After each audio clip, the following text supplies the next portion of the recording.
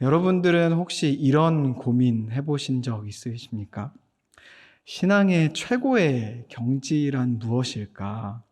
어떻게 하면은 하나님께서 좀 더 인정하시는 요 믿음을 소유하고 살아갈 수 있을까? 이런 고민을 해보신 적 있으십니까? 예, 아마 다들 한 번씩은 그런 고민 해보셨으리라고 생각됩니다. 어떻게 하면 하나님께 인정을 받는 믿음을 소유할 수 있을까요? 선행을 많이 하면 가능할까요? 어려운 이웃들을 많이 도우고 또 구제 헌금을 많이 하면 믿음이 좋다고 인정을 받을 수 있을까요? 아니면 교회에 있는 봉사를 많이 하면 인정을 받을 수 있을까요? 교회에 있는 여러 가지 봉사들이 있죠. 주차 봉사부터 시작해서 찬양팀, 찬양대, 여러 가지 안내팀 봉사까지 이런 봉사들을 많이 하면 하나님께서 너 믿음 좋다라고 인정해 주시는 믿음이 될까요?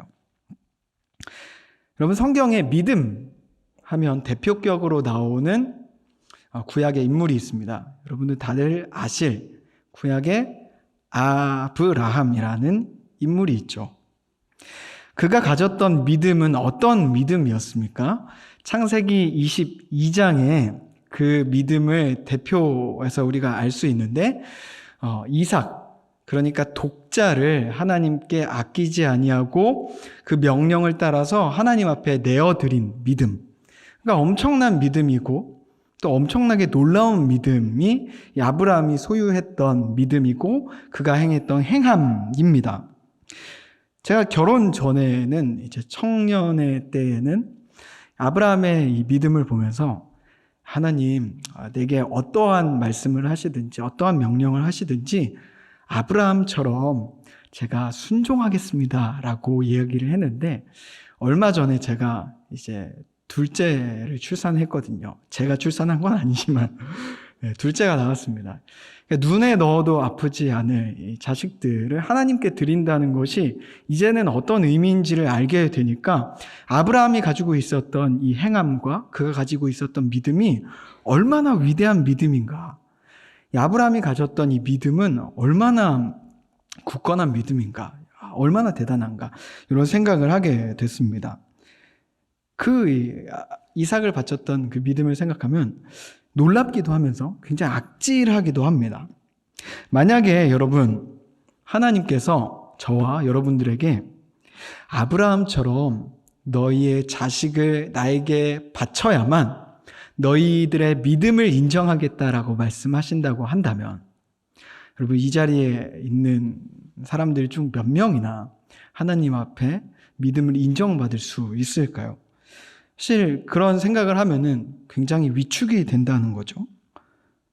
그런데 오늘 본문을 보면은 우리에게 한 가지 소망이라고 하면 희망이 솟아오르는 걸 볼 수가 있습니다.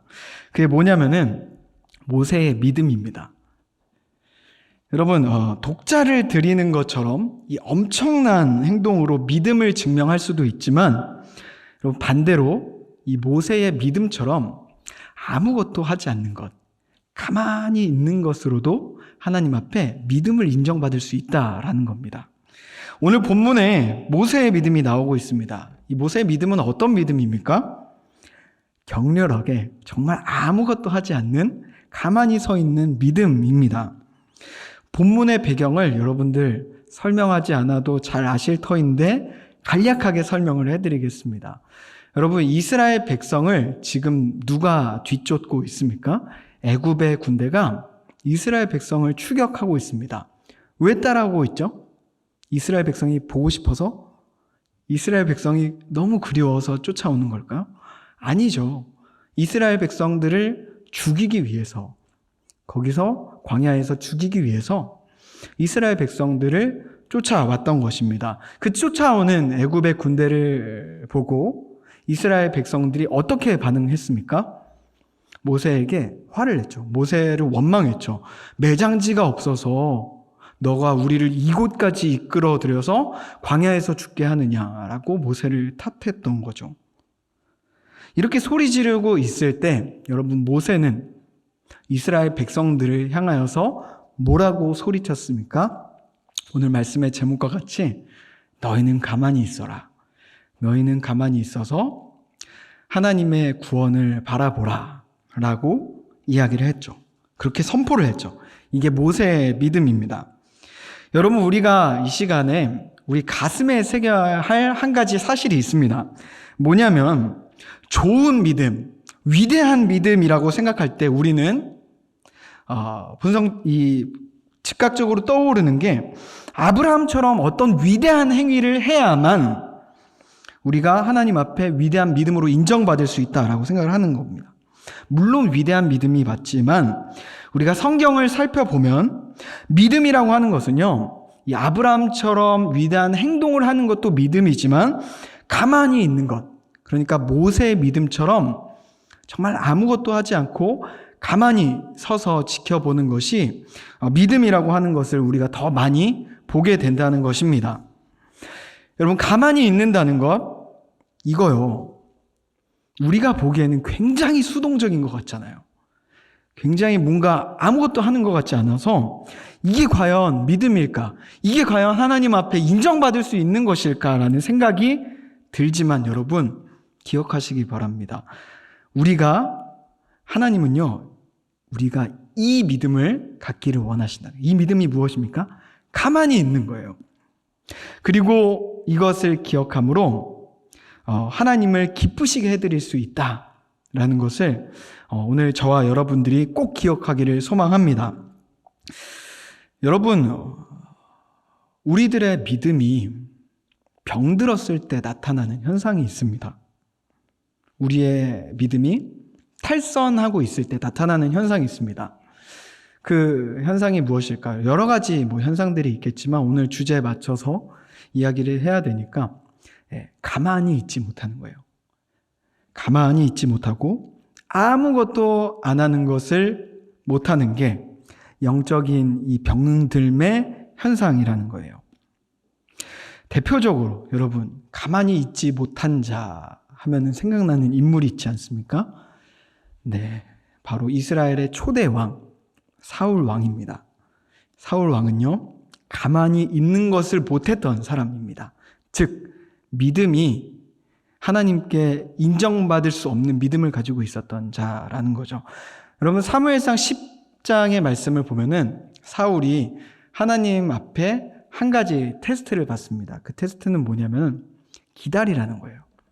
누굴 기다리라? 사무엘 선지자를 기다리는데 1회 동안, 7일 동안을 기다리라는 거예요. 사무엘이 그러면 나타나서 번제를 드리고 화목제를 드려줄 거다. 하나님께서 이렇게 말씀을 하셔요. 그리고 나서 11장이죠. 12장, 13장 이렇게 넘어가면은 1회가 지난 상황을 13장에서 그려주고 있어요. 그런데 여러분 잘 알고 있듯이 사울과 이스라엘 백성들 눈앞에 펼쳐진 광경은 어떤 광경이었습니까? 7일을 기다렸는데도 불구하고 사무엘 선지자는 안 나타납니다. 대신에 누가 앞에 보입니까? 블레셋 대군이 보여요.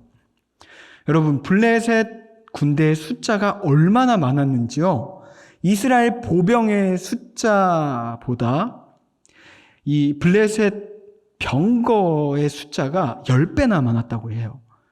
그러니까 여러분, 이 전쟁은요, 전면전으로 붙으면은 승산이 있는 전투이겠습니까?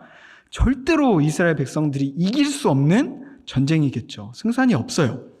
그러면 이런 전쟁을 할 때 여러분, 정말 0.01%라도 이제 승률을 올리기 위해서는 어떻게 해야 될까요? 네, 선수를 쳐야 되는 겁니다. 전략전으로 가야 되는 거예요. 만약에 이제 전면전으로 붙게 되면은 절대로 이길 수 없으니까 선수를 쳐야 되는데 문제가 뭡니까?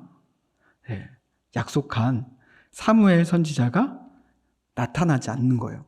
번제를 빨리 드려야 되고 화목제를 드려야 전쟁에 출전할 수가 있는데 사무엘 선지자가 나타나지 않는 거예요. 그래서 여러분, 이 사울 왕이 어떻게 행동합니까? 13장 9절의 말씀을 보면은 이렇게 말하고 있습니다. 사울이 이르되 번제와 화목 제물을 이리로 가져오라 하여 번제를 드렸더니. 누가 번제를 드렸다는 겁니까? 사울 자신이 번제를 드렸던 겁니다. 스스로 번제를 드렸던 겁니다. 영적으로 병들어 있었던 사울의 모습을 보게 됩니다. 아무것도 하지 않고 가만히 기다렸어야 함에도 불구하고 사울은 가만히 있지 못했어요. 영적으로 병들면요, 여러분, 가만히 있지 못하는 이 현상들이 우리 삶에 자꾸만 나타난다는 겁니다. 또 여러분, 사사시대 잘 아시죠? 여러분, 사사시대는 어떤 시대입니까? 네, 계속해서 반복되는 사이클이 있죠. 이스라엘 백성들이 범죄합니다. 그러면은 하나님께서 징벌을 하시고, 징벌을 하면 이스라엘 백성들이 하나님 앞에 부르짖으면 사사를 보내시고, 사사를 보내시면은 이스라엘 회복시키시고, 그 다음에 또 다시 이스라엘 백성들 범죄하고, 이 사이클이 계속해서 반복되는 것이 사사시대입니다. 그런데 우리가 사사시대를 이야기할 때 건강한 시대라고 이야기합니까? 아니면 병든 시대라고 이야기합니까? 네, 후자라고 얘기하죠. 왜 그렇게 얘기를 할까요? 이유가 있습니다. 오늘 주제에 비추어서 말씀을 드리면, 그 시대의 백성, 그 시대 전체가 가만히 있는 걸 못했던 시대였기 때문에 그렇습니다. 영적으로 병든 시대, 가만히 있지 못했던 시대가 바로 이때였습니다. 여러분, 처음부터 그랬던 건 아닙니다. 사사기 1장의 말씀을 보면은 가나안 전쟁을 해나갈 때, 정복을 해나갈 때 아주 중요한 원칙이 하나 있었어요. 여호수아 갈렙이 가나안 정복을 해나갈 때 중요한 원칙이 하나 있었는데, 그 원칙은 뭐냐면 하나님 앞에 물어보는 거예요. 그리고 그 명령이 오기 전까지는 움직이지 않는 거예요. 왜 그렇죠? 그렇게 물어보지 않고 행했다가 된통 속은 적이 있거든요. 기브온 족속에게. 그래서 하나님 앞에 물어보고 철저하게 그 응답에 따라서 기다리다가 움직이는 것이 이 이스라엘 백성의 모습이었습니다. 그래서 물어봐요. 하나님, 이 땅으로 저희가 올라갈까요? 아니면 올라가지 않을까요? 올라가라 말씀하시면 갔습니다. 그리고 심지어는 여호수아가 하나님 앞에 대여를 어떻게 할지까지 물어봐요. 누가 먼저 올라갈까요? 유다가 올라갈지니라. 그럼 유다가 올라가는 거죠.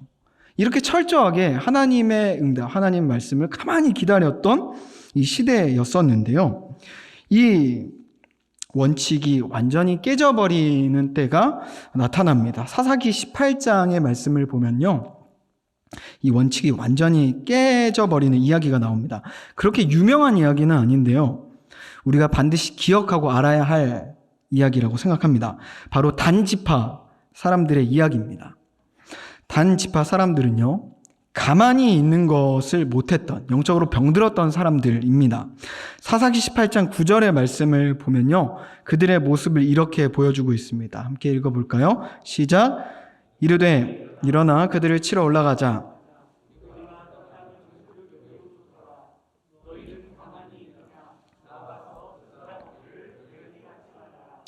네, 단지파 사람들 중에 이 5명의 정탐꾼이 라이스라는 지역을 이제 탐방을 한 거예요. 왜 거기를 갔냐? 단지파만 이제 분배를 받은 땅이 없는 거예요. 그러면 여러분 어떻게 해야 됩니까? 분배를 못 받았으면 여호와께 물어봐야죠. 가만히 기다려야죠. 그런데 이들이 어떻게 합니까? 정탐을 하러 올라갔다가 와서 보고하는 내용이 이 9절의 말씀이라는 거예요. 이르되 일어나 그들을 치러 올라가자. 그들이 병든 이유가 3가지가 나옵니다. 첫 번째는요, 하나님한테 묻지 않았다는 거예요. 그들을 치러 올라가자 임의로 결정을 했다는 게 첫 번째 이유입니다. 두 번째 이유는 무엇입니까? 우리가 본즉 그 땅은 매우 좋더라. 임의로 그 땅의 좋고 나쁨을 평가했다는 겁니다. 세 번째 이유가 나오는데요, 그들이 정말 심각한 영적인 질병에 걸렸다는 것이 나타나는 건데, 여러분, 세 번째는 그 땅 얻기를 게을리하지 말라, 나아가라, 이 얘기를 합니다. 무엇입니까? 부추기는 겁니다. 사람들을 가만히 있지 못하게 하는 겁니다. 너희는 어떻게 이 좋은 땅을 보고도 이렇게 가만히 있을 수 있느냐? 영어로 하면은 will you do nothing? 이렇게 합니다. 이렇게 좋은데 아무것도 안 할 거냐? 얘기를 하는 거죠. 영적으로 병든 시대에 영적으로 병들었던 사람들이 했던 말과 행동입니다. 가만히 있지 못하는 거죠. 여러분 다시 돌아와 봅시다.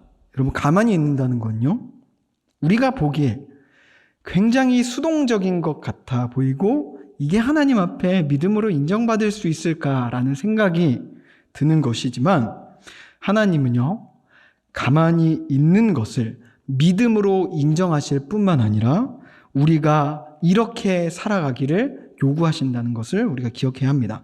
그렇다면 여러분, 가만히 있는다는 게 구체적으로 뭘까요? 가만히 있는다는 것, 액면 그대로 이렇게 몸을 움직이지 않고 가만히 있으면 된다는 의미일까요? 여러분, 여기에 앉아 계신 분들 중에 1분 동안 손가락 까딱 안 하고 움직이지 않으실 분이 아무도 없으실 거예요. 그렇다고 지금 이제 해보시지는 마시고요. 네, 못합니다. 왜 못하냐면은 이게 까딱까딱 움직이거든요. 미세하게. 네, 절대 못합니다. 우린 그런 존재입니다. 그렇다면 여러분, 가만히 서 있는다는 건 어떤 걸 의미할까요? 정답부터 이야기하면요, 가만히 서 있는 것이란 초조해하지 않고 이 상황의 주관자가 되시는 하나님을 인정하는 것. 초조해하지 않고요, 이 상황에 하나님께서 주관자가 되신다, 이것을 인정하는 게 가만히 있는 겁니다. 이 믿음이 누구의 믿음이었다고요? 모세의 믿음이었는데요, 이 믿음을 잘 계승했던 한 사람이 있습니다. 누구냐 하면 제가 아니라 사무엘 선지자입니다. 사무엘 선지자는요, 이 모세의 믿음을 잘 계승했어요. 사무엘서 앞장을 보면요, 이스라엘 백성들이 사무엘을 향하여서 한 가지를 요구해요. 뭐냐? 왕이에요. 우리에게도 왕을 달라. 왜 그것을 요구했을까요? 왜 그걸 요청했을까요? 핵심만 얘기하면은 비교의식이에요. 다른 나라를 이제 눈을 돌려서 보면은 다들 왕을 가지고 있는 거예요. 왕을 중심으로 움직이게 되고, 적군이 쳐들어오면 왕의 명령을 기다렸다가 적과 싸우고. 그런데 이스라엘을 보니까 왕이 없는 거예요. 눈에 보이는 왕이 없으니 이렇게 가다간 전전하며 살 것 같고, 이렇게 가다간 이스라엘이라는 나라가 망할 것 같으니까 불안하고 초조해서 사무엘 선지자에게 왕을 요구했던 것이죠.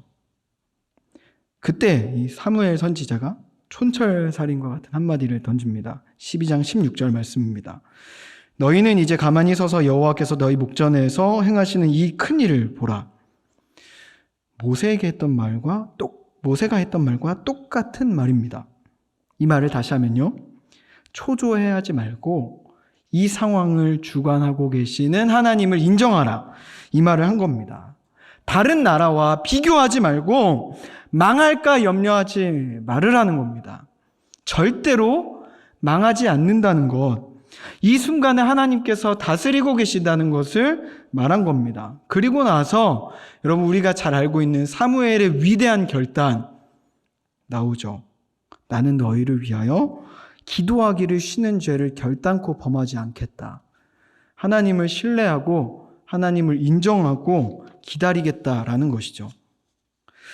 오늘 우리에게 이 모세의 믿음과 같이, 그리고 사무엘 선지자의 믿음과 같이 가만히 서 있을 수 있는 믿음이 필요합니다. 안절부절 못하며 이것저것 소문되고 있다면 우리는요, 점검해 보아야 됩니다. 우리의 믿음이 하나님으로부터 점점 멀어지고 있다는 것, 하나님으로부터 이탈하고 있다는 것을 우리는 생각해야 합니다. 마귀는 우리에게 이야기합니다. 빨리 움직여야 돼. 그러고 있을 때가 아니야. 초조한 상황으로 자꾸만 우리를 몰고 가는 것이죠. 그러나 하나님께서는 우리에게 말씀하십니다. 너희는 가만히 있어 내가 이루는 구원을 보라. 다시 말해서, 사랑하는 아들아, 사랑하는 딸아, 이 상황을 내가 주관하고 있으니 초조해하지 말라 말씀하신다는 것입니다. 여러분, 우리 삶으로 한번 돌아와 봅시다. 우리의 삶을 한번 생각해 봅시다. 이 말씀대로 우리가 참 살아내면 좋겠지만 우리는 현실적인 문제에 딱 부딪히는 순간 이 말씀을 딱 잊어버리고요. 자꾸 초조해지고 초라해지고 그 상황에 매몰되어 버립니다. 그리고 현실적인 방법을 찾는 거죠. 이것저것 막 손을 대요. 기도보다는 뭔가 방법을 추구해 갑니다. 저도 왜 이럴까 고민이 많았는데 근래에 제 삶에 일어난 일을 통해서 그 이유를 조금 생각해 보게 된 것 같고 어느 정도 이제 답이 나왔다라고 이제 생각이 드는데요. 어떤 거냐면 통제 욕구 때문이겠다라는 생각이 듭니다. 2주 전에 둘째가 나왔습니다. 둘째 딸이 나왔어요. 첫째도 딸이고 둘째도 딸입니다. 어떤 분은 금메달 2개를 얻었다고 이렇게 축복을 해주시는데 네, 정말 기쁘고 축복을 받을 일입니다. 네, 생명은 하나님께 있고 그 생명을 주셨으니까. 그런데 저희 가정에 깊은 고민 하나가 생겼습니다. 뭐 어느 가정이나 비슷할 것 같은데 그 고민은 첫째 아이의 질투가 도무지 통제가 안 된다는 겁니다.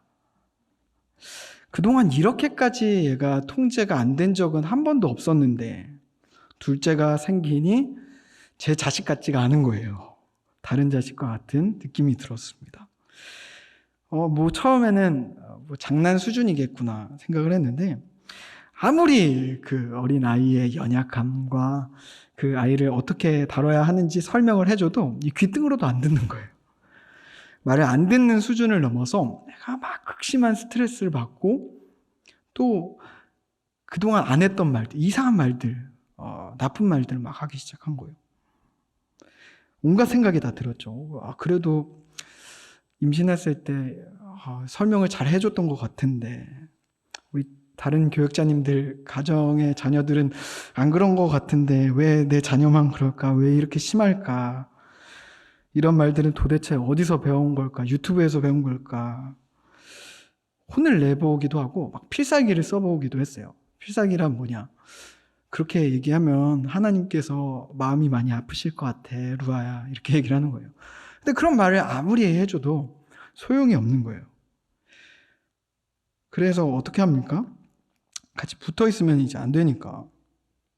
어떤 방법도 안 통하고 통제도 안 돼서 유배를 보냈습니다. 부모님 댁으로. 그랬더니 돌아왔던 말이 있어요. 애를 신앙적으로 잘 못 키운 것 같다. 이렇게 얘기하니까 마음이 막 물처럼 막 녹아지는 거예요. 너무 힘들더라고요.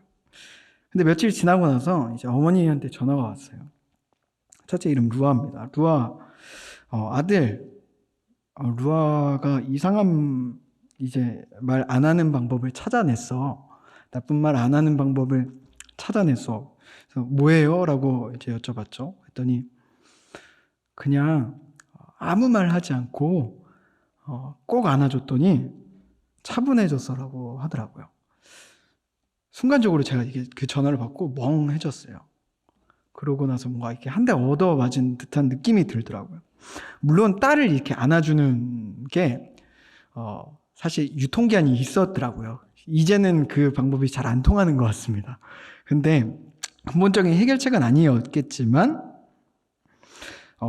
그 사건을 통해서 저에게 주시는 그 메시지는 좀 선명했던 것 같습니다. 제 마음처럼 통제되지 않고 제 마음처럼 움직이지 않는 딸을 보면서 저는요 자꾸 뭔가를 해야 될 것만 같고 그렇게 얘기해주지 않으면 안 될 것 같고 화도 내보고 다그쳐보기도 하고 막 초조해졌어요. 얘가 이러다 뭐 정신병이 들면 어떻게 하지? 뭐 이런 생각이 들었죠. 그 말을 근데 제가 듣고 삶을 돌아보니까 저는 그냥 제 삶이 제 의지와 제 힘으로 통제되지 않는 게 그냥 싫었던 겁니다. 통제에 대한 소유권을 그냥 거머쥐고 있고 싶었던 건데 그게 자꾸 안 되니까 짜증이 나고 그랬던 거죠. 그래서 통제 욕구를 내려놔야겠다 그런 생각이 들었습니다. 그런 생각을 하고 나서부터인지는 모르겠지만 딸을 볼 때 막 한숨이 나고 뭘 해줘야겠다라는 생각이 들기보다 제 안에서 기도가 나오기 시작하고 그 상황 속에서 하나님 앞에 하나님께서 선물로 주신 딸을 맡겨드리는, 통제권을 맡겨드려야겠다라는 기도가 나왔습니다. 사랑하는 성도 여러분, 우리는 저마다의 애굽, 또 저마다의 블레셋을 바라보며 살고 있습니다. 우리의 삶에 애굽이, 블레셋 군대가 놓여 있습니다. 그때 우리가 가져야 할 믿음이 있습니다. 그 믿음은 바로 모세의 믿음입니다. 가만히 서서 하나님의 구원을 바라보는 것입니다. 다시 말해 초조해하지 않고 상황의 주관자가 되시는 하나님을 인정하는 것, 통제권을 맡겨드리는 것, 그것입니다. 오늘 저와 여러분들이 하루의 삶 속에서 그리고 매일의 삶 속에서 우리가 통제권을 거머쥐고 살아가면서 안절부절 초조해하며 살아가는 인생이 아니라 하나님께 모든 통제권을 맡겨드리고 자유의 마음으로 살아갈 수 있는 성도님들 되시기를 간절히 축원합니다.